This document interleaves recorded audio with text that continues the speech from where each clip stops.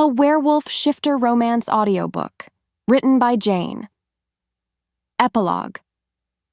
The scent of betrayal clung to Anya like a shroud woven from deceit. It was a suffocating fragrance, far more potent than the cloying perfumes of her father's court. She stood at the grand, arched window of her chambers, the vibrant tapestry of the city below, a mocking contrast to the desolation in her soul. 2 days. 2 days since the words had fallen from her father's lips like stones, crushing her dreams. You are a living treaty, Anya, the price of peace. Her heart hammered against her ribs, a frantic bird trapped in a gilded cage, a treaty, a silk-dressed sacrifice. Was this her destiny, to be bartered away like livestock? Anya, whose silver tongue could charm kings and whose sharp wit could disarm diplomats, was now reduced to a pawn. She paced, her silk gown rustling like dry leaves, the sound a stark echo in the cavernous room. Outside, the world continued its symphony of commerce and conversation, oblivious to her personal apocalypse. They don't understand, do they? She thought, her hands clenching. They think this is an honor, a duty. But honor felt like a hollow word when stripped of choice, and duty felt like a branding iron across her very soul. She paused, catching her reflection in the polished glass. Her eyes, usually sparkling with intelligence, were shadowed, haunted by the specter of a future without her voice. Anya? The soft query, a ripple in the stillness, pulled her back. Ilara, her closest confidant, stood framed in the doorway, her usually cheerful face etched with concern. Ilara, who understood the intricate dance of words, the power Anya wielded with every carefully chosen phrase. It's just a nightmare, isn't it? Anya whispered, her voice rough, barely her own. She didn't wait for an answer because she knew. The nightmare was real. The Grand Council Hall buzzed like a hive of agitated wasps, their collective hum a familiar symphony of discontent. Anya, however, felt a vibrant thrill course through her veins. This was her stage, her arena. Before her, 2 stubborn clan elders, their faces florid with stubborn pride, traded accusations across a polished oak table that gleamed under the midday sun. Their feud over grazing lands threatened to unravel months of delicate peace talks. Gentlemen, please. Anya's voice, a melodic blend of authority and calm, cut through the clamor. She didn't shout, she didn't need to. Her presence commanded attention, a magnetic pull that silenced the room. Is this how we honor the truce? With a battle of bellows? A low chuckle rippled through the gallery, easing the tension. Anya offered a wry smile. Old Man Boren, she began, her gaze softening as it met the elder on the left, his beard bristling like a badger's brush. Your grandfather, if I recall, spoke of the wisdom of shared harvests, did he not? And Chief Rorik, her eyes now held the chief on the right. Your clan's renown for foresight is legendary. Surely a solution lies not in dividing what little grass remains, but in nurturing new growth? She leaned forward slightly, her voice dropping to a conspiratorial murmur, yet clear enough to carry. Imagine. She painted the picture with words. A joint effort. Your herds grazing side by side in fields enriched by shared labor. A bounty for both, secured not by boundaries, but by bonds. She paused, letting the vision settle. They want to feel respected, to feel heard. And just like that, the stiff shoulders softened, the angry glares flickered.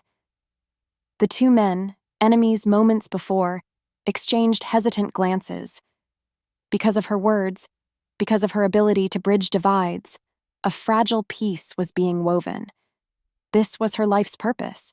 This was her art. She lived for these moments, where her intellect and eloquence reshaped reality. Perhaps, Old Man Boren rumbled, stroking his beard. Chief Rorik nodded, a grudging respect dawning in his eyes. Anya suppressed a sigh of relief. Victory. She felt exhilarated, her mind already spinning possibilities for the next phase of negotiations, when a shadow fell across the sun-drenched floor. A harried staffer, his face pale and eyes wide with urgency, stood at the hall's entrance. The air thickened. The elegant lines of her father's study always offered a sense of stability, a bastion of order in a chaotic world. Today, however, the heavy oak desk and towering bookshelves felt like the walls of a trap. Her father, Lord Valerius, stood by the window, his back to her, his shoulders slumped in a way Anya had never seen. Usually, he was a pillar of unyielding authority, his voice a commanding roar that brooked no argument. "Father?" Anya's own voice was tentative, a stark contrast to her usual confident tone. The news from the council meeting had been swift, ominous whispers of a renewed conflict with the North, a brutal border skirmish that had claimed too many lives. She expected to discuss tactics, to lend her diplomatic skills to avert a full-blown war. Instead, silence. He turned slowly, his face grim, etched with a fatigue that seemed to age him decades in a single afternoon. His eyes, usually sharp and calculating, were shadowed with a peculiar blend of desperation and a cold resolve that sent a shiver down Anya's spine. She felt it, a shift in the air, a premonition of something deeply wrong. "Anya," he began, his voice devoid of its usual warmth, flat and detached. "A ceasefire has been negotiated." Relief washed over her, brief and intoxicating. "Thank the spirits," she exclaimed, stepping forward. "How can I help? Perhaps mediating?" But then he raised a hand, cutting her off. "You are the help, child." His words fell like hammer blows, one after another. The Northern Alpha, Ronin. He demanded a binding alliance, a blood tie. You, Anya, are to be his mate, a living treaty. You leave at dawn. Anya stared, dumbfounded. The world spun. Her breath caught in her throat, a strangled sound that never escaped. Married? To the silent Alpha? The barbaric leader of a pack rumored to communicate only through whispers of the mind? A man whose territory was shrouded in chilling silence and ancient, forgotten curses. "No," she choked out, finding her voice though it trembled. "Father, you cannot. I have work to do here. My skills are needed. I am not some brood mare to be traded." Her heart pounded so loudly she was sure he could hear it. This wasn't just a political marriage. This was an annihilation of her very essence. How could she, a woman of words, survive in a world without them? Her future, once bright and limitless, shattered into a million irreparable pieces. Deep down, she knew the truth. Her father had sold her. For the price of peace, he had sacrificed his daughter.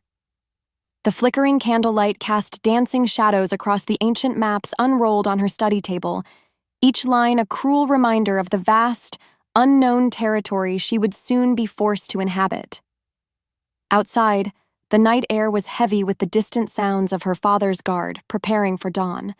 Anya, despite the late hour, felt a frantic energy humming beneath her skin. Sleep felt like a betrayal, a surrender to the inevitable. Alara sat opposite her, a half-empty goblet of wine forgotten in her hand, her gentle features drawn with sorrow. "Anya, are you sure there's no other way?" she murmured, her voice barely above a whisper. "What other way, Alara?" Anya snapped, then immediately softened, reaching across to grip her friend's hand. "Forgive me, it feels like I'm standing on the edge of an abyss. They say his pack doesn't even speak. Can you imagine? Me, silenced? My thoughts, trapped inside my own head?" Her voice trembled with a raw vulnerability she rarely showed.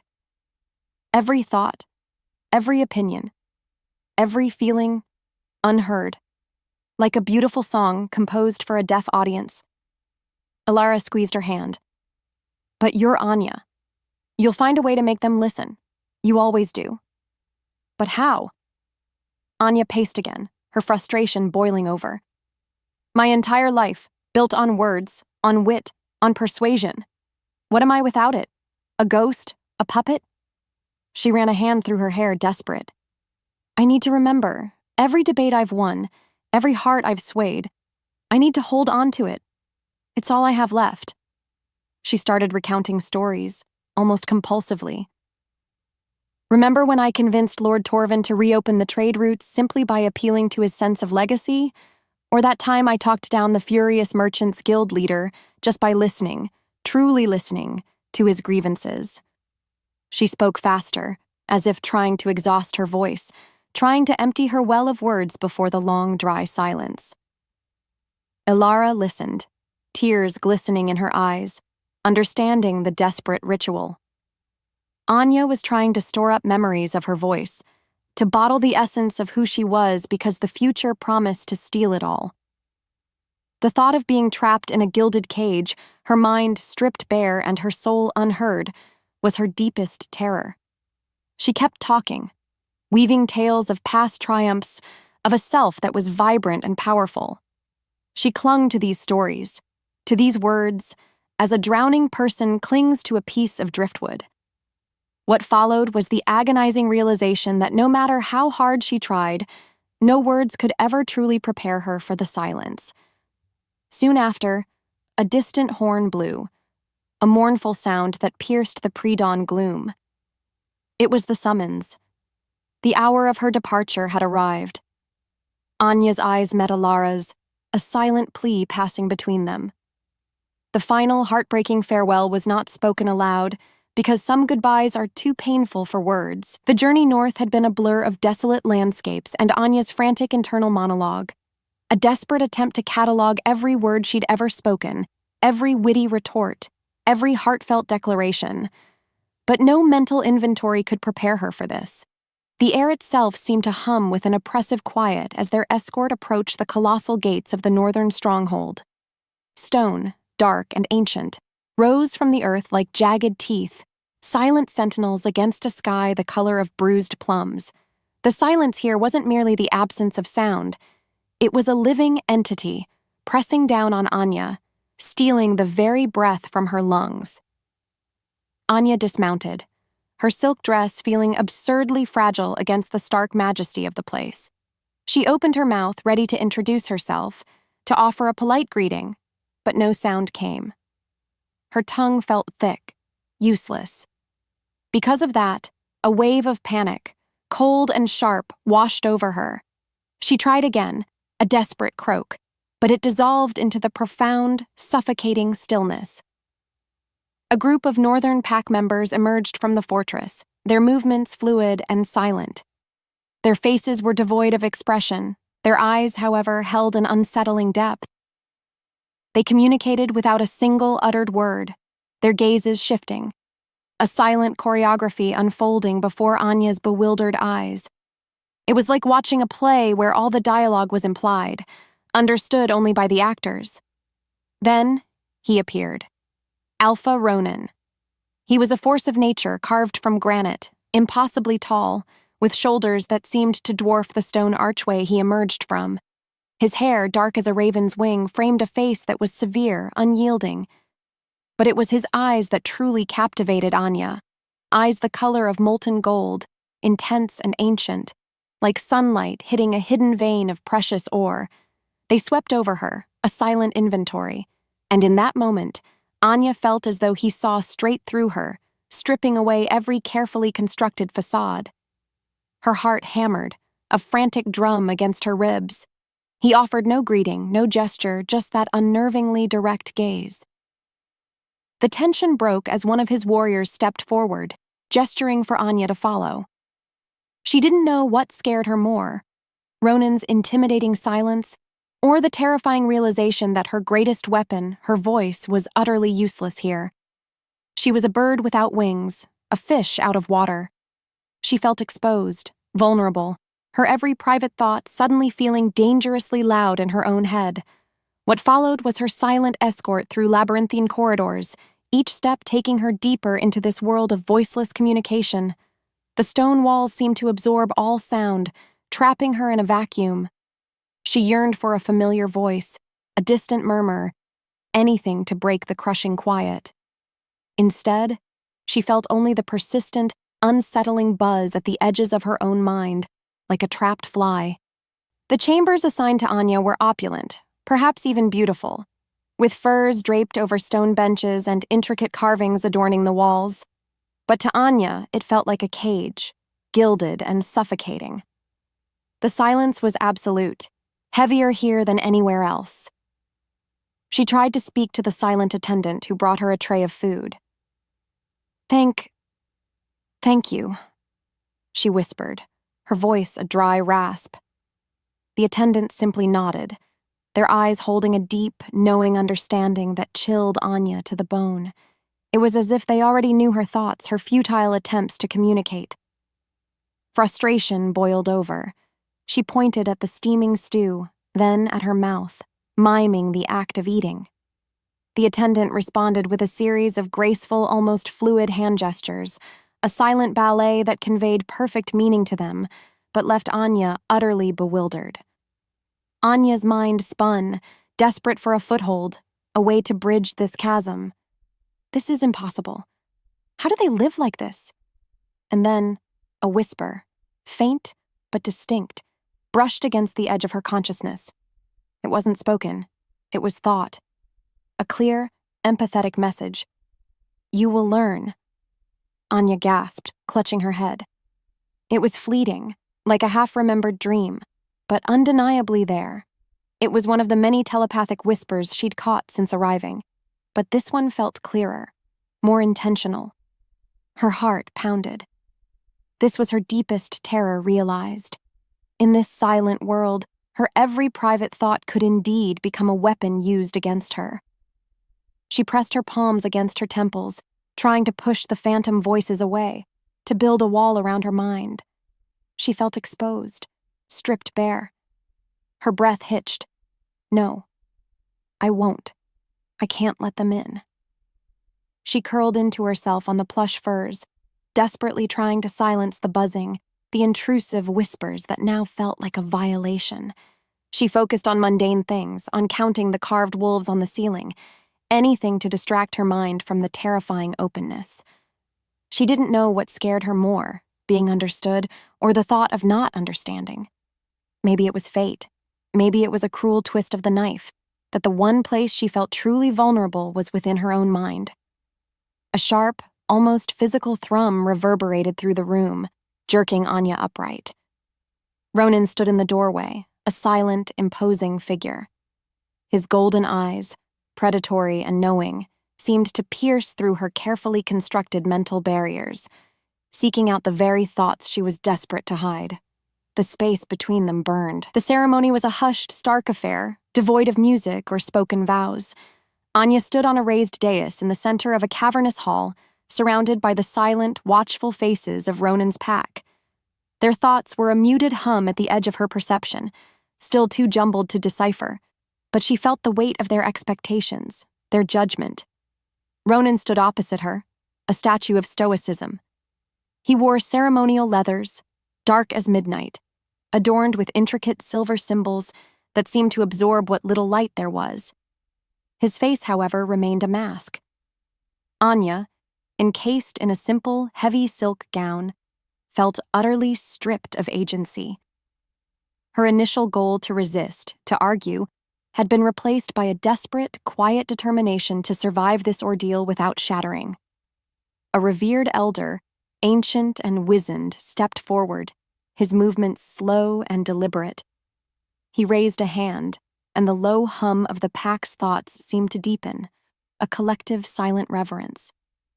A silver cuff, simple yet elegant, was presented. Ronin took it, his strong fingers surprisingly gentle as he fastened it around Anya's wrist. As the cool metal settled against her skin, their fingers brushed. In that precise moment, a jolt, like raw lightning, arced between them. Anya gasped, a sound lost in the silence. It wasn't just a physical touch. It was a searing rush of pure emotion, a torrent of loneliness, duty, and an undeniable primal desire that slammed into her. Her breath caught. She felt a reciprocal wave from him, a flash of surprise, perhaps even a reluctant curiosity. It was brief, intense, and utterly unnerving. Her world tilted. She quickly pulled her hand back, her pulse racing, the lingering warmth of his touch a brand on her skin. She didn't know what to make of it. Was it the fated mate bond they whispered about in legends, or merely the shock of unexpected contact? Her mind spun, trying to reconcile the cold alpha with the fleeting warmth she'd felt.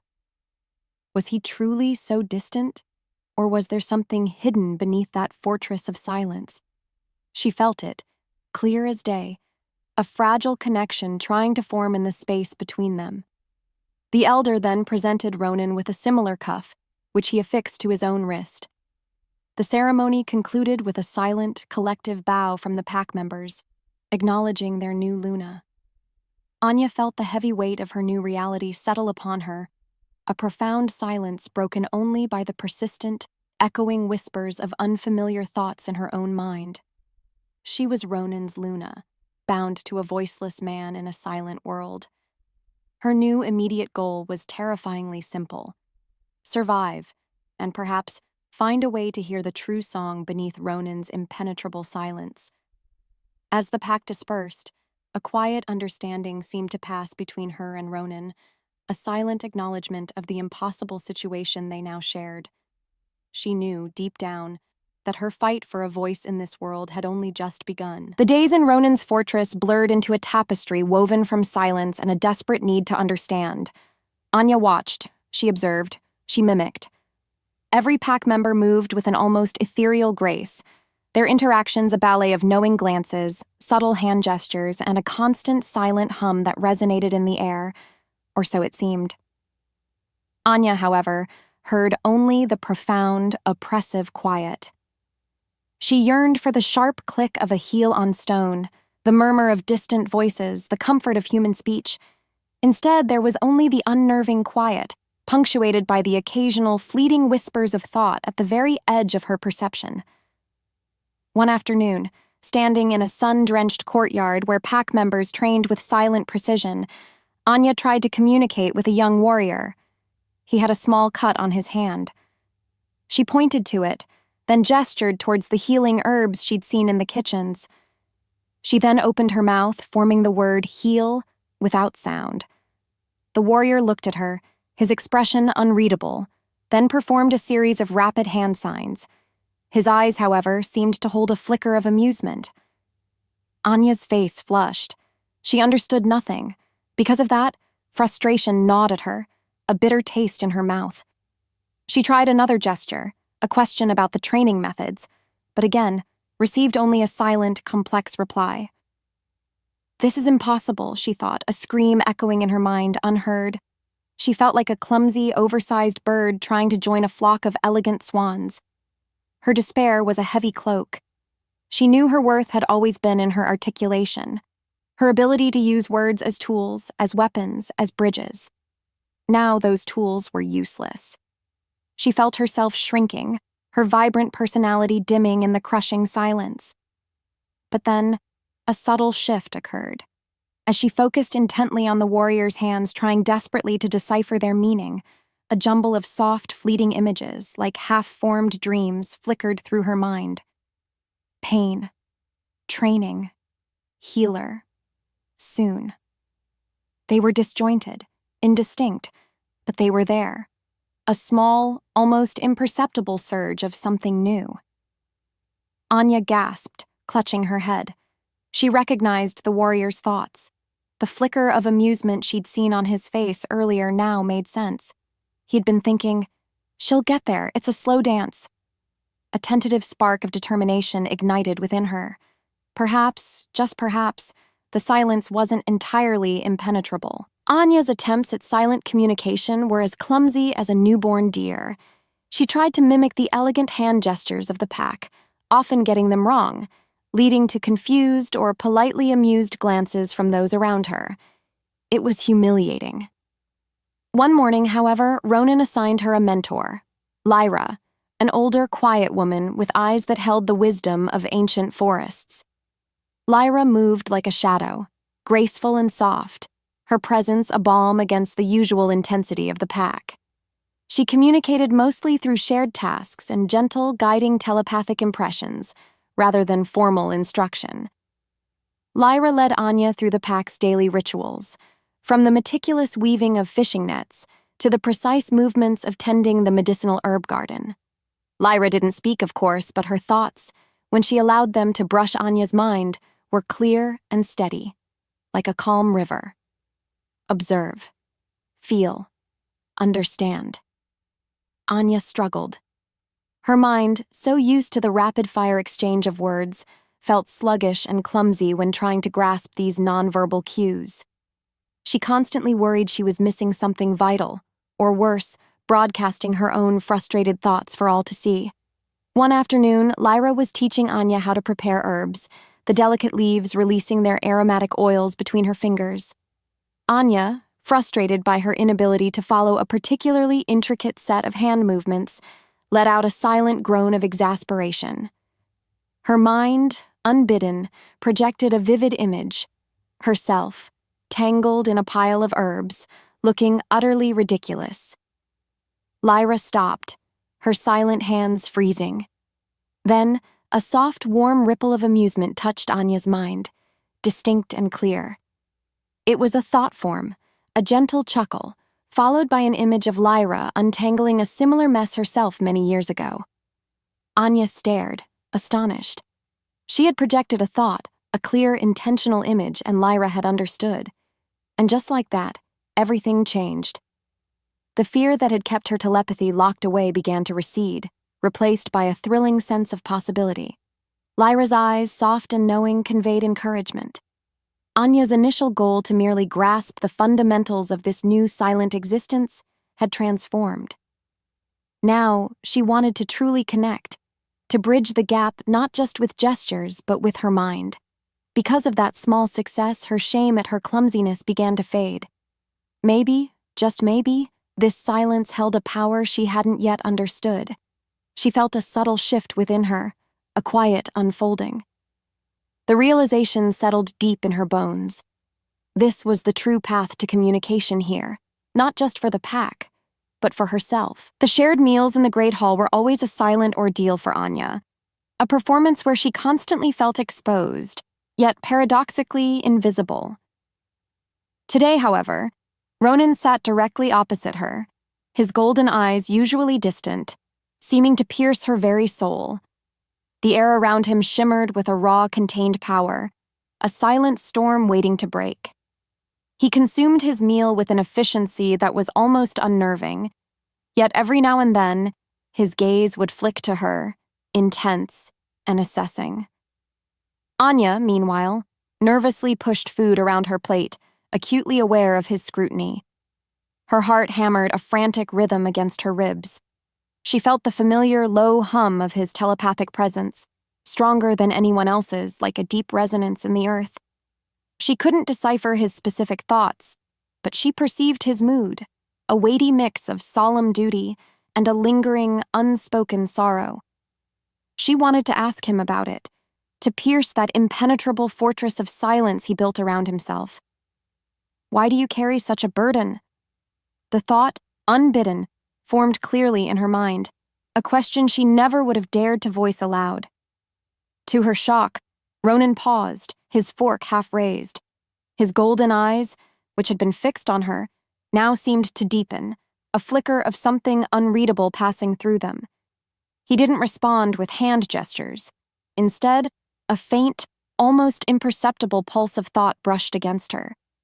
It wasn't words, not yet, but a feeling of weary acknowledgement, a faint echo of pain that answered her unspoken question. It was brief, like the beat of a raven's wing, and then it was gone, Ronin resuming his meal as if nothing had happened. Anya's breath hitched. She had reached him, not with words, but with a silent plea. A thrill, hot and undeniable, coursed through her veins. A small, silent victory. This was her power, growing stronger, allowing her to connect in ways she never imagined. She felt a surge of defiance, a quiet rebellion against her enforced voicelessness. Maybe, she thought, her internal voice now clearer, stronger. I don't need words to be heard after all. That's why Ronin's silent acknowledgement was so profound. It validated her emerging telepathy. Anya, now emboldened, met his gaze, holding it, a silent challenge, a new understanding passing between them. The stakes had been subtly raised. This wasn't just about survival anymore. It was about connection, about unlocking the secrets of this silent world, and perhaps the silent man who ruled it. The tension broke as Ronin finished his meal, rising without a sound, his powerful presence leaving a lingering impression of unspoken mystery. The pack's daily rhythm, once an inscrutable mystery, now pulsed with a subtle, comprehensible rhythm in Anya's mind. She practiced constantly, in quiet moments in her chambers, during walks in the snow-dusted courtyards, even during silent meals. She found herself picking up more than just surface thoughts. She began to sense underlying emotions, unspoken anxieties, and even fragmented memories. Her connection to Ronin, however, remained the most profound. His mental presence was a constant, powerful hum, like a distant thunder, always there. One afternoon, Anya overheard, or rather, overfelt, a heated, silent argument between two high-ranking warriors regarding a dwindling winter supply of dried meat. The telepathic exchange was sharp, bordering on hostile. Their shared thoughts were a jumble of accusations and stubborn pride. Anya, remembering her past triumphs in diplomacy, decided to intervene. She projected a calming influence, an image of unity, and then a suggestion, perhaps a joint hunting party. Double the numbers, double the chances. Immediately, the two warriors ceased their mental sparring. Their heads snapped toward her, their expressions a mix of surprise and wary curiosity. One, a stern-faced male named Ronin, projected a thought of skepticism, outsider interference. The other, a younger, more hot-headed warrior, simply radiated annoyance. Anya tried again, focusing her will, projecting the logic of her suggestion, the benefit for the entire pack. But her mental voice was still unrefined, a little too forceful. As a result, her well-intentioned intervention was met with stiff mental resistance, almost like a wall. Instead of easing the tension, her attempt inadvertently solidified their individual stances, because neither wished to appear swayed by an outsider's thought. The silent argument simmered back to life, more intense than before. Anya retreated, frustrated. She hadn't calmed them, she'd only agitated them further. Her elegant diplomacy, so effective with spoken words, was clumsy and ineffective in this telepathic realm. Why can't they just see the logic? She thought, a wave of despair washing over her. She was trying to help, but her efforts felt like fumbling in the dark. Despite that, a flicker of something new registered in Ronin's distant presence. A flash of concern, perhaps even a hint of respect for her attempt. She felt it, clear as day, a subtle acknowledgement from him that both unnerved and intrigued her. The tension between Anya and Ronin had been a simmering undercurrent, a silent storm always threatening to break. His stoicism remained a fortress, yet there were moments, fleeting glances, where Anya felt the weight of his hidden gaze, the intensity of his unspoken thoughts. She'd learned to read the subtle shifts in his telepathic presence, a tightening, a release, a ripple that hinted at deeper emotions. Today, however, was different. Ronin had sought her out, not for a meal or observation, but for a private meeting in a secluded chamber deep within the fortress. The air crackled with anticipation. He gestured for her to sit across from him, his golden eyes fixed on hers. His mental presence was a focused beam, more direct than usual, but still veiled. Anya's heart skipped. Was he finally going to reveal something? He extended his hand, palm up, a silent invitation. Anya hesitated for a heartbeat, then slowly, tentatively, placed her own hand in his. The moment their skin touched, a raw, elemental force surged through her. It wasn't the brief jolt from their mating ceremony. This was a torrent, a floodgate opening. Anya was plunged into a vortex of Ronin's past, fragmented images assaulting her senses. She saw a young Ronin, laughing, speaking freely. She heard his voice, strong and resonant. Then, a scene of chaos, betrayal, a flash of dark magic, a crippling pain, and the abrupt, horrifying snap of his voice being ripped away.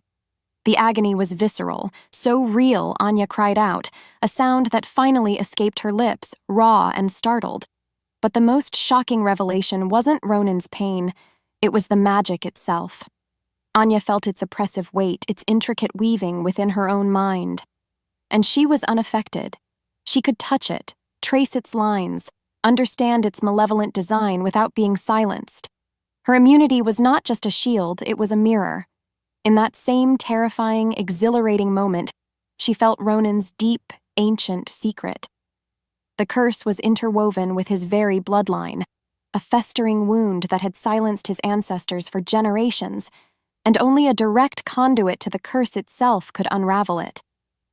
His golden eyes, wide with a dawning awe, mirrored her own shock. He sensed it, her innate imperviousness, the profound significance of what she was. His strong hand tightened around hers, a silent, almost desperate question in his touch. This wasn't just about her survival anymore. It was about the fate of his entire pack, their forgotten voices, their stolen past. Just like that, everything changed. Anya reeled from the revelation, her mind buzzing with the enormity of it all. Her immunity wasn't just a quirk, it was a key, perhaps the key, to an ancient curse. She looked at Ronin, whose expression had shifted from shock to a guarded intensity. He pulled his hand away, his mental presence receding, becoming once again a fortress. It was as if he'd shown her a raw, bleeding wound, only to immediately seal it away. Anya felt a pang of confusion, then a frustrated yearning to understand. Why pull back now? She projected, a silent question aimed at his retreating mental wall. There was no direct answer, only a ripple of distant turmoil. As the silence stretched, Anya's heightened telepathic senses began to pick up something else, faint but persistent, like static on the wind. Mental whispers from outside the pack's network. They were fragmented, cold, filled with words like immunity, heritage, exploit. She strained, trying to focus, but the thoughts were elusive, like smoke. She felt a growing dread, a cold knot forming in her stomach. Someone knew. Someone was watching, and they wanted what she possessed. The realization hit her like a physical blow. Her unique power, the very thing that could save Ronin's pack, also made her a target. Her world tilted, precarious and fragile. Ronin felt Anya's telepathic query, a soft, probing touch against his newly resealed mental walls. He wanted to answer, to explain the profound terror that had just ripped through him. Her immunity was a miracle, a potential salvation, but also a blinding beacon. He'd known, deep in his shifter instincts, that her arrival was tied to the curse. But to feel her touch the very magic that had silenced his lineage, it was overwhelming and terrifying. He'd kept his distance for years, his silence a shield not just for himself, but for his people. Now Anya was here, vibrant and powerful, and her very existence was an open invitation to the malevolent forces that had always hunted their kind. He felt the subtle shift in the air, the faint predatory whispers that Anya was now picking up. They were growing bolder, circling his pack, drawn by the new light Anya emitted. They know, he thought, a silent snarl ripping through his mind. His greatest fear was not for himself, but for his pack, for Anya. He had promised his ancestors to protect his people, even if it meant eternal silence. Now that promise was threatened. He looked at Anya, her face pale with new understanding, and his heart ached with a raw, protective instinct. He had to push her away, make her seem less valuable, even as every fiber of his being screamed to pull her closer, to shield her with his own body. He stood abruptly, his mental presence hardening into an unyielding fortress once more, a desperate attempt to protect her from the shadows he knew were now closing in. But deep down, he knew the truth. It was already too late. The hunter was now the hunted. The chilling whispers of unknown threats now mingled with the constant hum of the pack's telepathy, a discordant melody in Anya's mind. The realization that her immunity wasn't just a revelation, but a dangerous beacon had solidified her resolve. She wasn't just a pawn anymore. She was a piece on the board, and she intended to play. Her immediate goal was clear: understand the curse. She felt a burning urgency, a desperate need for answers that overshadowed her lingering fear. Ronin's distant withdrawal, though painful, only fueled her determination. Armed with the cryptic symbol she'd glimpsed during her revelation, Anya sought out the oldest sections of the pack's vast, silent library. Dust motes danced in the sparse shafts of light that pierced the high windows. Ancient scrolls, their leather bindings cracked with age, lined shelves that stretched to the ceiling. The air was thick with the scent of old parchment and forgotten secrets. Anya worked tirelessly, tracing faded runes, comparing symbols, her mind a whirlwind of focused energy. She wasn't looking for words. She was looking for patterns, for connections, for the very essence of the silencing magic she could now touch. Because of her heightened telepathy, she began to perceive the faint, ghostly imprints of thoughts left by those who had studied these texts centuries ago. Fragments of fear, confusion, and desperate hope. One evening, deep into her solitary research, Anya found a series of intricately drawn star charts interwoven with a family tree, detailing Ronin's lineage. A specific star cluster, known as the Silent Eye, recurred alongside a recurring symbol, the very one she had seen in her vision with Ronin.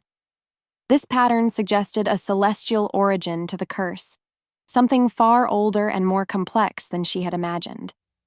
But the charts were incomplete, parts deliberately erased or lost to time. Anya knew she needed more, perhaps something only the pack elders would remember. Gathering her courage, Anya approached Lyra, her gentle mentor, and through careful, intentional projections showed her the star chart and the symbol. Lyra's eyes widened, a rare flicker of alarm crossing her usually serene face. She didn't speak, but her thoughts, clearer than ever, flowed into Anya's mind. The Shadow Weavers. They were thought to be gone. Forbidden magic. The words weren't spoken, but Anya felt the chill of their meaning, the weight of a history shrouded in fear. Lyra, visibly pained, then projected ancient images, a powerful dark magic consuming voices, draining life from the land. She projected a name that chilled Anya to the bone. Kaelin. The weight of this new knowledge settled heavily on Anya's shoulders. She now had a name and a terrifying history to unravel. She realized she wasn't just researching a curse. She was uncovering an ancient, living threat. The weight of the new information about Kaelin and the Shadow Weavers pressed heavily on Anya's mind. She sought out Ronin, driven by an urgent need to share what she'd found, to collaborate. She found him in the training yard, his movements in the silent practice session fluid and lethal, a predator in human form. When he noticed her, he paused, his golden eyes meeting hers with an unspoken question. Anya walked towards him, her heart thrumming. The connection between them had deepened profoundly since their shared revelation.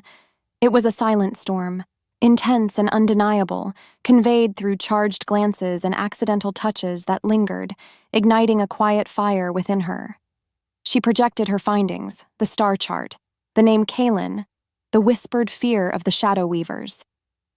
Ronin's mental presence flared, a sudden surge of controlled fury and grim recognition.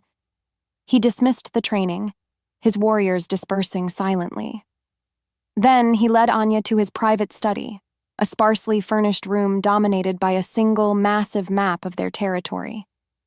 He didn't speak, but his telepathic connection to her deepened, allowing her to feel the raw edge of his emotions. He opened his mind, not just to thoughts, but to feelings, a deep, profound guilt over the past betrayal that had silenced his voice, the crushing burden of his silent leadership, and a desperate, agonizing hope that Anya, with her unique immunity, might truly be their salvation. He projected images of his family, vibrant and speaking, then silenced. He showed her his own transformation, the pain, the isolation. He confessed silently, his fear that she would reject him, his voicelessness a mark of shame. Anya felt it all, a torrent of empathy and burgeoning love washing over her. She reached out, placing her hand gently on his arm, and projected back her own feelings, understanding, acceptance, and a fierce, unspoken promise. She wasn't afraid of his silence. She saw the strength within it, the man he truly was. Their desire for each other was a palpable, silent storm. The space between them thickened, charged with unspoken words, with raw, primal yearning. He leaned in, his breath warm on her skin, and for a fleeting moment, their lips brushed, a soft, breathless contact that sent shivers through her. It was a promise, a question, a silent vow all at once. He had felt Anya's urgency, her new discoveries rippling through the pack's shared consciousness. The words Shadow Weavers and Kalen had sent a cold dread through him, a name from the darkest legends. He knew instinctively that his ancestors' curse was tied to this ancient evil, but when Anya projected the star chart, a dawning realization hit him with the force of a physical blow. The specific alignment. It pointed to something far more sinister. A ritual, not just a curse. This wasn't merely a silent confession. It was the unfolding of a prophecy. He dismissed his warriors, needing to be alone with her, to confront the truth his lineage had buried. As Anya presented her findings, he opened his mind to her, an act of unprecedented vulnerability. He showed her his pain, his burden, the memory of his voice being ripped away, the faces of his silent ancestors. He saw in her eyes, not fear, but understanding and a deep, unwavering compassion. This woman, the one sold to him as a treaty, was becoming the very heart of his world. When she touched his arm, a current of profound acceptance flowed through her, shattering fragments of his long-held shame. Her telepathic reply, a silent promise, ignited a spark of hope he hadn't dared to nurture in centuries. Their lips brushing, a breath of shared air felt like a sacred communion. He wanted to pull her close, to bury himself in her warmth, to finally, truly feel. But then a warning, a faint, predatory scrape against the edges of the pack's mental network. It was the same sinister presence he'd felt before, stronger now. They were aware. They were closing in. Anya's presence, her burgeoning power, was a beacon to them. He stiffened, his protective instincts flaring. He had to keep her safe, even if it meant pushing her away. He pulled back from their embrace, his mind snapping shut around his most vulnerable thoughts. His silent, protective roar was a desperate plea to the universe. The faint predatory hum that Ronin had felt, Anya now perceived with chilling clarity. It was close. Too close. Her instincts screamed danger, a primal alarm blaring in her mind. She tried to warn Ronin, projecting the urgency, the growing threat, but he was already moving, issuing silent commands to his pack, a whirlwind of preparedness. He had known this was coming. He had tried to shield her. Anya was in the main hall, trying to discern the source of the danger when the world exploded. Without warning, a searing wave of dark magic slammed into the stronghold. It wasn't the silencing magic of the curse. This was raw, aggressive, designed to disorient. A blinding flash erupted, followed by a deafening, unnatural silence where even her own internal thoughts seemed to stall. Chaos erupted, but it was a silent chaos. Warriors moving without sound, their telepathic cries muted, distorted.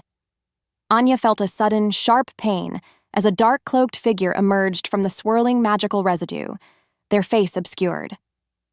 Before she could move, strong hands clamped around her arms, pulling her backward, away from the skirmish. Her heart pounded, a frantic drum in her ears. She struggled, her newfound telepathic strength surging, but the figure radiated mental interference, a chaotic static that made her thoughts jumble. She saw Ronin, a blur of fury, fighting his way towards her, his golden eyes blazing with desperation. He moved like a storm, tearing through the attackers, but there were too many.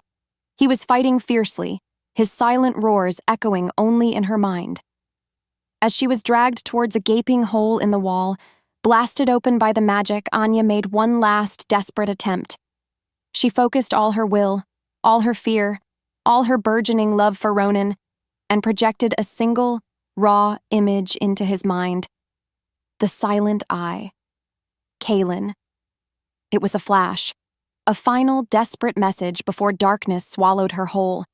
She felt the chill of the night air, the rough texture of the attacker's cloak, and then, nothing but the horrifying realization that she was completely, utterly alone. Her world shrunk to the terrifying sound of her own gasping breath. She felt the cruel irony of it.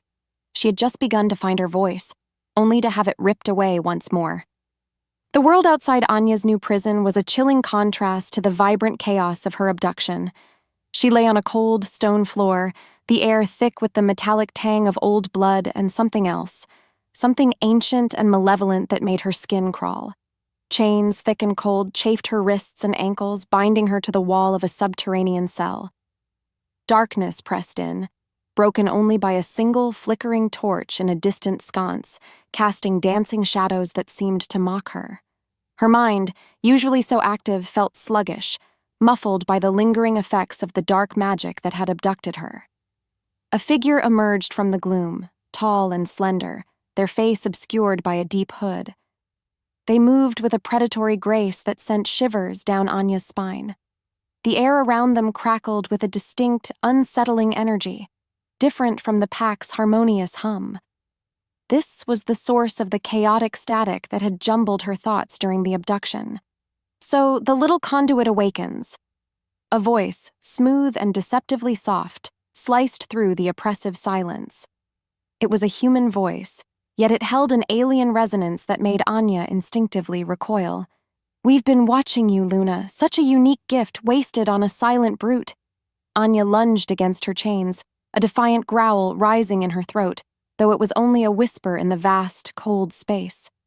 "What do you want?" she demanded, her voice hoarse but laced with a fury that burned brighter than the torchlight.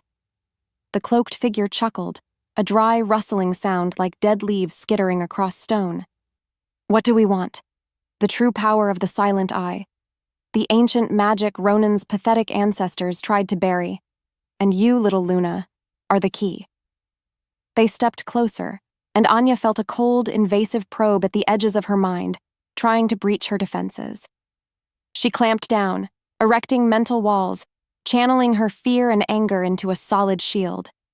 She would not be stripped bare. She would not surrender. She focused on Ronin's face, on the feel of his touch, a memory that fortified her resolve. They want to use me, she realized, the truth a bitter acid in her mouth. Her heart pounded, a frantic rhythm against the chilling reality of her captivity. Her attempts to speak were useless, her words falling flat against the cold stone, emphasizing her helplessness. Every verbal retort she could conjure felt like a pathetic plea. This place, these people, rendered her primary weapon utterly useless. Days blurred into an agonizing cycle of cold, hunger, and relentless mental assault. The cloaked figure, whom Anya now knew as Kaelin from her research, returned repeatedly, their telepathic probes becoming more aggressive, more insistent. Kaelin's goal was clear: to force Anya to fully unleash her immunity, to become a weapon they could control. "Imagine the power," Kaelin's voice, always calm, yet chillingly devoid of empathy, would purr. "The magic that silenced entire bloodlines. With you as the conduit, we can unleash it, not just break it. Imagine what we could do to those who defy us. Your silent alpha will be nothing but dust." Anya resisted, fighting back with every ounce of mental strength she possessed. She wrapped her thoughts in layers of defiance, remembering Lyra's gentle lessons, using Ronin's own silent fortitude as a blueprint. But Kaelin's words, especially the ones about Ronin, cut deep. "He's still silent, isn't he?" Kaelin taunted, a cruel smile visible beneath the hood. "He couldn't even speak your name to save you. A king who cannot roar is no king at all." Anya desperately tried to reach Ronin, to send a mental plea, a beacon of her survival. She focused, channeling her will, trying to find his familiar presence, that deep, constant hum. but there was only static, a distorted, distant echo of his anguish, like a broken signal across a vast, empty chasm. It was faint, fragmented, swallowed by the oppressive magic of her prison. What followed was a wave of pure despair so profound it stole her breath. He hadn't come. He couldn't. He was still voiceless, perhaps even broken by her abduction. The thought that he might be incapable of saving her, that she was truly abandoned, was a torment far worse than the chains. Her deepest fear of being unheard and alone manifested with brutal clarity. She didn't know what scared her more, Kaylin's relentless mental probing or the cold, empty silence where Ronin's comforting presence should have been. Her heart ached with a hollow, crushing pain. She felt it, clear as day, the slow, agonizing death of hope. The weight of her situation was immense. Maybe this was it. Maybe her unique power wasn't a key, but a cage. The despair was a suffocating blanket, heavy and cold. Anya no longer fought the chains, no longer tried to breach the mental static. She lay curled on the stone floor, her body aching, her spirit broken. Kaylin's taunts echoed in the cavern of her mind, reinforcing her core misbelief. She was nothing without her voice. She had relied on her words, then her emerging telepathy, to connect, to exist. Now, both felt useless. She was utterly unheard, a prisoner in her own mind as much as in this cell. She closed her eyes, tears a hot, silent trail on her cold cheeks. She remembered the bustling markets of her home, the vibrant debates, the easy laughter she'd shared with Alara. She saw Ronin's stoic face, his golden eyes, the silent desire that had sparked between them. It all seemed so distant, so utterly lost. This is it, she thought, a quiet resignation settling over her. I am truly alone. She let go. She let go of the need to fight, the need to speak, the need to be heard. She simply existed in the cold, dark silence, allowing it to envelop her. And in that profound surrender, something shifted. The incessant buzzing in her mind, the chaotic static from Kaylin's magic began to quiet. As if the world narrowed, her internal landscape became still, vast, and strangely clear. She wasn't fighting it anymore. She was simply listening to the silence, embracing it. And in that stillness, a single, pure thought cut through the void, undeniable and powerful. It wasn't a jumble. It was a coherent message, filled with a raw, agonizing love and a desperate, unwavering resolve. It was Ronin. His thought resonated deep within her bones, a telepathic roar that spoke of his relentless hunt, his fury, his unyielding promise to find her. He had broken through. He was coming. Anya's eyes snapped open. The despair was gone, replaced by a cold, searing determination. Her internal voice, no longer desperate or frantic, was clear and steady. She had believed her worth was in her voice, but in losing it, she had found a deeper, more primal connection. She felt it, clear as day, her wolf stirring, a latent power, now fully awake, pressing forward within her. She let it happen. Ronin's connection was more than hope. It was a surge of shared strength. She realized then that Kaylin hadn't stripped her bare. They had merely pruned her, allowing her true power to bloom. The game wasn't over. It had just begun. The shift within Anya was profound. A calm, unwavering power unfurling in the core of her being. Ronin's telepathic roar, a beacon of raw love and fury, had cut through the despair, igniting a new fire in her veins. She was no longer just surviving. She was fighting back. Her immediate goal was to contribute to her own rescue, to become an active participant in her freedom. She pressed her palms against the cold stone, focusing her will. Kaylin's magic was a chaotic, discordant static, but now, Anya found she could navigate it, almost like learning to swim through murky water. She began to probe, not to understand her captor's thoughts, but to disrupt them. She targeted the mental pathways of the guards outside her cell, projecting fleeting images of their deepest fears, a looming shadow, a lost loved one, a sudden, inexplicable chill.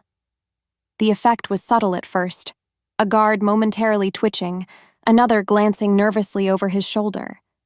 Then she escalated, creating sudden, overwhelming sensations, a phantom itch that demanded scratching, a fleeting scent of burning cloth, a disorienting ripple in their peripheral vision. These were enough to cause confusion, to make them doubt their own senses. She felt a surge of triumph, a quiet, fierce satisfaction. Her mind, once her greatest vulnerability, was now her most potent weapon.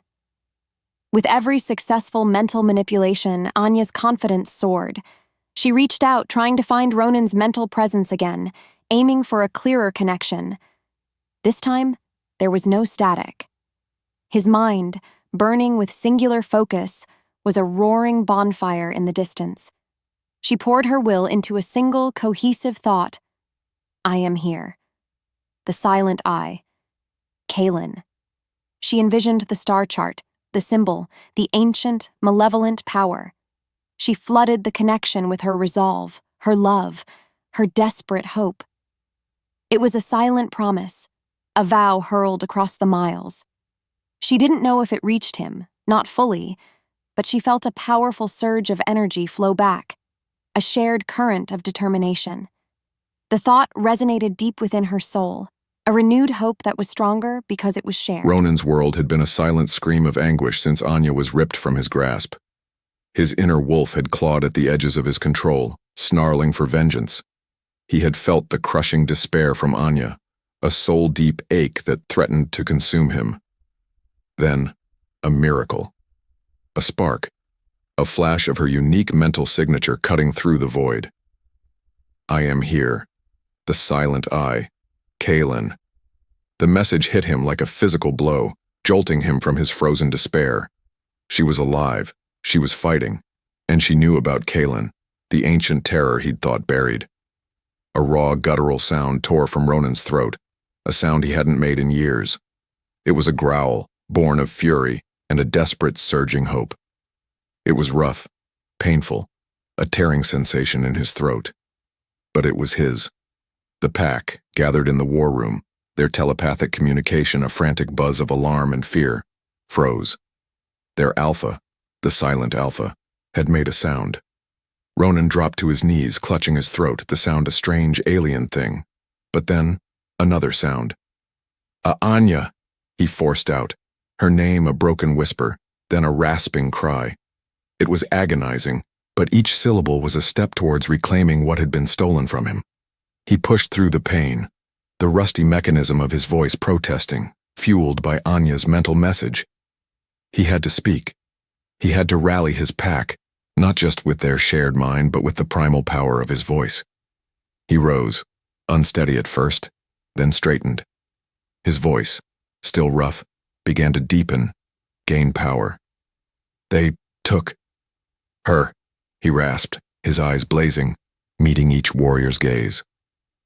The pack surged, a collective telepathic roar of renewed purpose.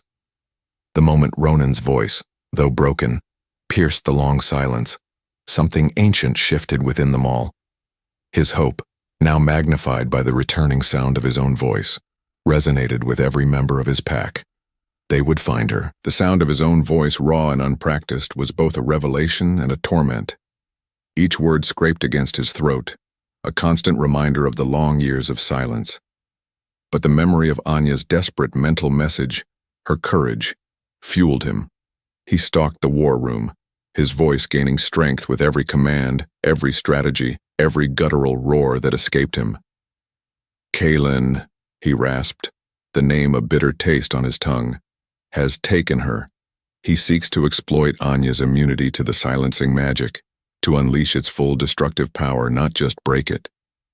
His words, once lost, now commanded his pack's complete attention, a primal force they hadn't heard in generations. His warriors, their eyes wide with a mix of awe and renewed ferocity, responded to his spoken words with a fierce, unified telepathic surge. They knew the legends of Kaelin, the ancient sorcerer responsible for the curse that had silenced their lineage.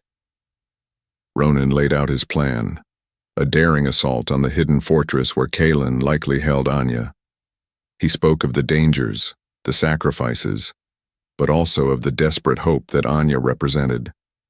"She is the key," he declared, his voice deepening, vibrating with conviction. "She can touch the curse without falling prey to it. We will use her immunity. We will break the chains of silence that have bound us for centuries." His voice, though still rough, was a balm to his people, a symbol of their awakening. It felt powerful to utter such a powerful vow.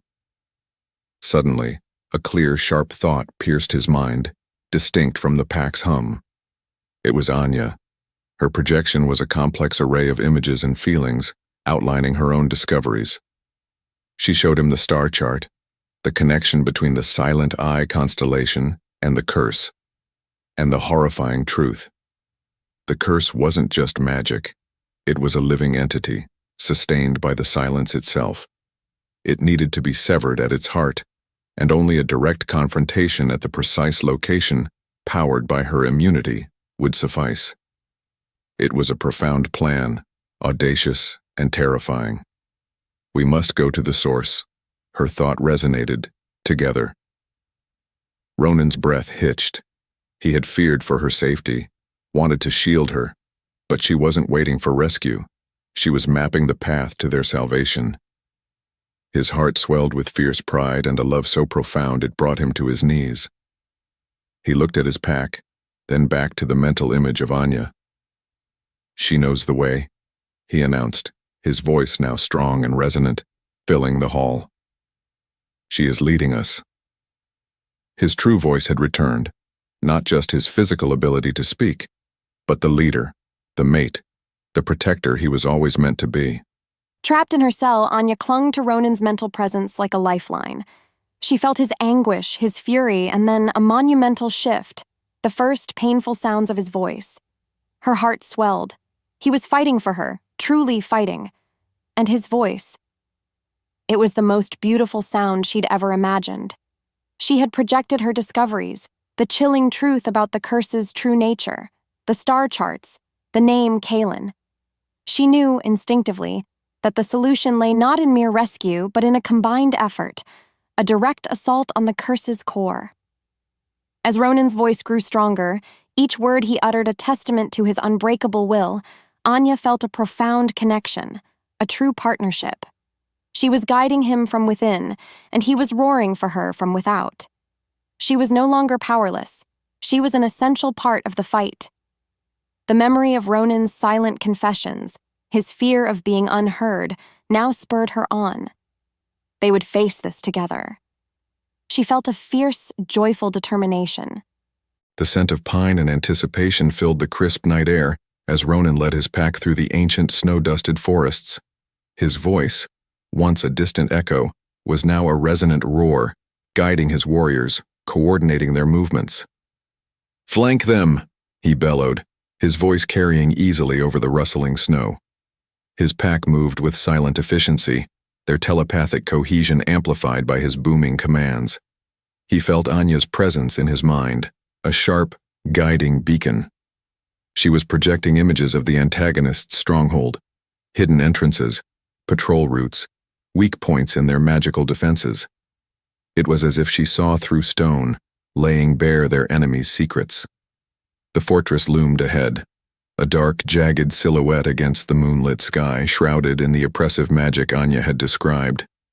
Ronin felt the familiar static, Kaelin's malevolent presence.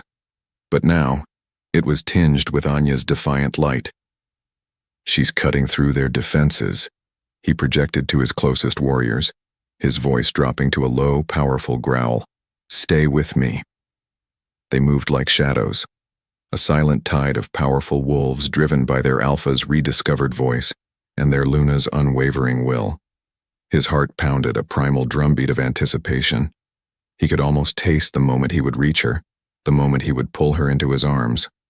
The air thickened with magic and adrenaline. Confined in her cell, Anya felt the surge of Ronin's pack approaching, a powerful wave of fury and determination. Ronin's voice, clear and strong even at this distance, resonated in her mind, a symphony of command and purpose. He was coming. She focused her telepathy, her mind now a finely tuned weapon. Kaylin's guards, already disoriented by her earlier probes, were easy targets. She projected terrifying illusions, walls crumbling, phantom attacks, the sudden appearance of monstrous shadows. Panic erupted among them, their telepathic network dissolving into chaotic fear. She felt Kaylin's frustrated rage, a cold, sharp blade of thought directed at her. "You cannot escape, little witch," Anya countered with a projection of her own, fierce and defiant. "I am not a witch. I am Luna, and my alpha is coming for you." She then focused on the outer magical barriers, using her immunity to find the cracks, the vulnerabilities. She poured her energy into these weak points, amplifying them, creating mental pathways for Ronin's forces to exploit. The sounds of battle began to penetrate her cell. Shouts, impacts, the guttural snarls of wolves. Her breath caught. He was here. A thunderous crash echoed through the dungeon. The thick wooden door to her cell splintered, torn from its hinges. Dust motes danced in the sudden rush of air. Standing in the jagged doorway, framed by the chaos, was Ronin. His golden eyes, blazing with fury and a fierce, possessive love, locked onto hers. His face was streaked with grime, his powerful body radiating raw strength. "Anya!" he roared, his voice rough but utterly magnificent, echoing through the stone halls. He rushed towards her, a force of nature unleashed, ready to reclaim his Luna. His voice was the most beautiful sound she had ever heard, a promise of freedom and love. Ronin's roar, her name echoing through the cold dungeon, was a symphony of salvation. Just like that, everything changed. He reached her, his powerful hands snapping the chains that bound her wrists with effortless strength. The metal clattered to the stone floor, a defiant sound that felt like a victory cry. "Are you harmed?" he growled, his voice still rough but rich with concern, his golden eyes scanning her frantically. Before she could answer, Kaylin's voice, smooth and chilling, sliced through the air. "A touching reunion. Shame it's your last." Kaylin emerged from the shadows at the far end of the chamber, a dark, swirling vortex of oppressive magic surrounding him. His goal was clear: to fully unleash the curse, to destroy them both. "He's at the source," Anya projected to Ronin, her mind now crystal clear, her power surging. "The silent eye, the star chart." She pointed to a grotesque, pulsing altar at the center of the chamber, where swirling shadows seemed to coalesce around an ancient, corrupted stone inscribed with the silent eye symbol. It thrummed with the familiar, malevolent energy of the curse. Ronin's eyes narrowed, his gaze locking onto the altar.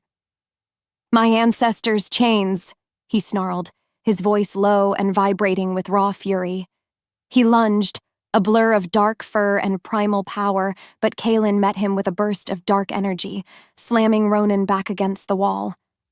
Anya didn't hesitate. She knew what she had to do. With every heartbeat, she channeled her immunity, stepping towards the altar, its foul magic assaulting her senses, but unable to touch her. She felt it, clear as day, the curse's true nature, a parasitic entity feeding on silence. "It feeds on silence!" Anya roared, her own voice surprisingly strong, cutting through the magic-laden air. She reached out, her hands glowing with a soft counterforce, placing them directly on the pulsating stone. Pain ripped through her, not from the curse itself, but from the immense power she was drawing, focusing. She heard Ronin's guttural growls of battle as he engaged Kaylin, their fight a maelstrom of raw power and dark magic. She felt Ronin's mind connect with hers, a shared determination, a silent vow to fight as one. She envisioned her family, Ronin's pack, their voices restored, laughing, shouting. Her goal was to tear the curse apart, piece by agonizing piece. He tore the chains from Anya's wrists, his heart roaring with relief and a possessive fury that made his wolf surge forward. He had found her. He would never let her go again. Kalen's taunting voice was a red haze before his eyes, but Anya's sharp mental commands cut through his rage. The silent eye. The source. He saw the corrupted altar, pulsing with the very magic that had damned his lineage. A growl rose in his throat. "He will not touch you again," Ronin roared at Kalen, his voice now fully restored, vibrating with ancient power as he charged. Kalen unleashed bolts of shadowy magic, but Ronin deflected them, his body a blur of strength and precision. He fought not just with physical might, but with the raw, untamed power of a newly unburdened alpha. He saw Anya at the altar, her face contorted with effort, channeling the curse through her. He felt her pain, her resolve, a direct line forged between their souls. "My Luna," Ronin roared, a declaration that echoed off the stone walls, his voice laced with desperate love and unwavering devotion. He tackled Kalen, slamming him against the altar. "You stole our voices. You will not have hers." Kalen shrieked, his magic sputtering. As if fate demanded it, Ronin pressed Kalen's hand onto the cursed stone alongside Anya's. Anya gasped, drawing Kalen's chaotic energy into the curse's heart. With a final, agonizing effort, Anya pushed, channeling her immunity, while Ronin, his voice tearing free from centuries of silence, bellowed a single, powerful command. "Break!" A blinding flash of pure white light erupted from the altar, consuming Kalen in a silent scream. The stone cracked, then shattered into dust. An immense wave of energy, cold and pure, washed over them. Then, silence. But this silence was different. It was clean, expectant. And just like that, everything changed. A ripple started, then a wave, then a joyous, overwhelming cacophony of sound. Gasps, cries, shouts of elation, laughter. The voices of his pack, long lost, had returned. Ronin, tears streaming down his face, pulled Anya into his arms, crushing her against him. He spoke for the first time in years, not just her name, but vows of love and devotion, his voice a balm to her soul. "My Anya, my love, my voice." The sheer, exhilarating noise was overwhelming, yet utterly beautiful.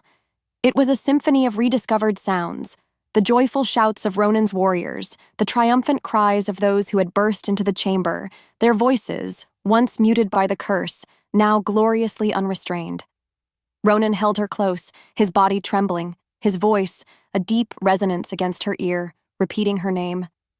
"Anya, my brave Luna, my voice." Tears streamed down her face, not of sorrow, but of pure, unadulterated joy. The scent of his skin, the feel of his arms around her, was the most real thing she had ever known. His words, simple yet profound, filled the void that had consumed her for so long. Meanwhile, the remnants of Kalen's dark magic dissipated like smoke, leaving only a lingering chill. Kalen himself was gone, consumed by the very curse he sought to wield.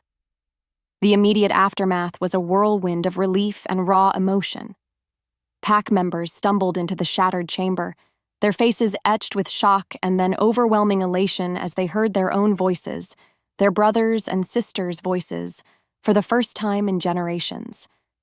They wept, they laughed, they embraced, a chaotic, beautiful mess of rediscovered sound.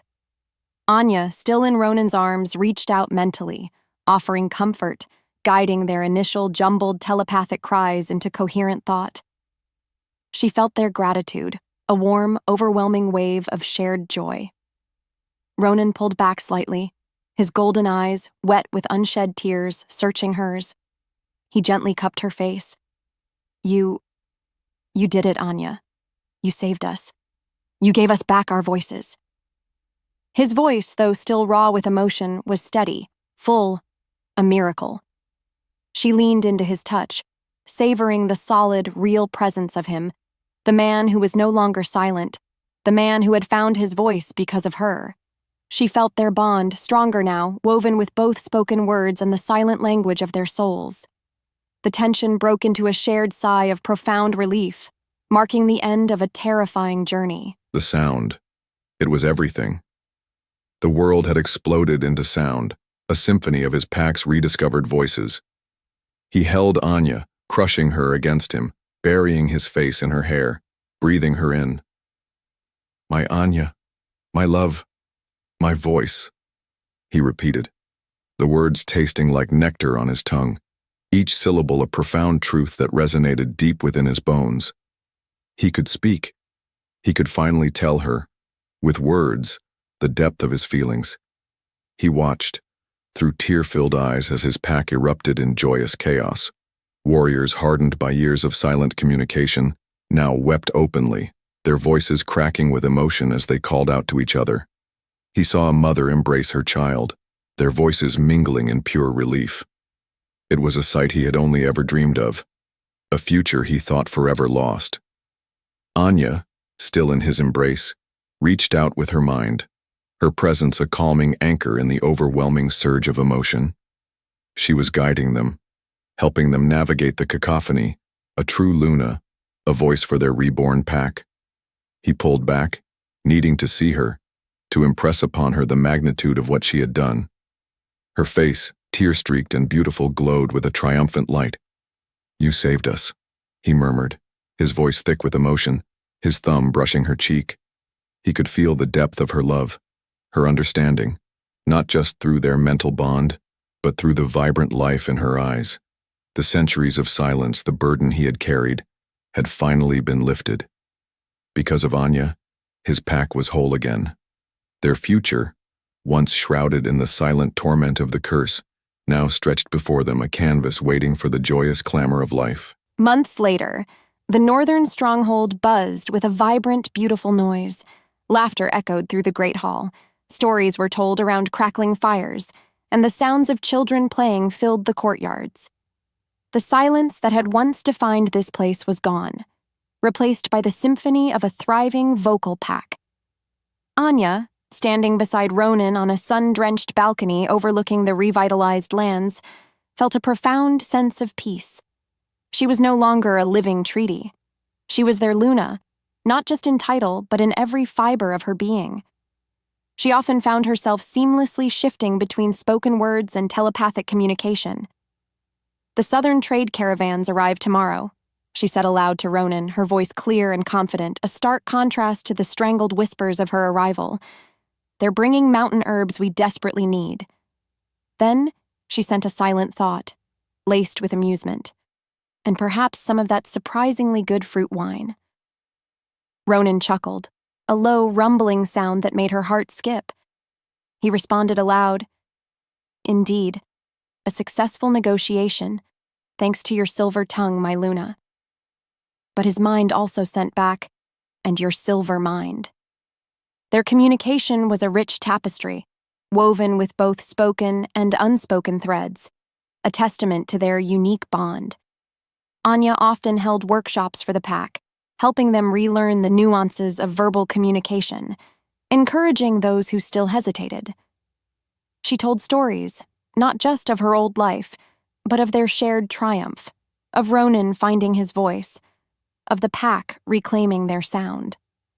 Her presence was a constant reminder that being heard meant more than just speaking. It meant being understood, truly understood, in all forms.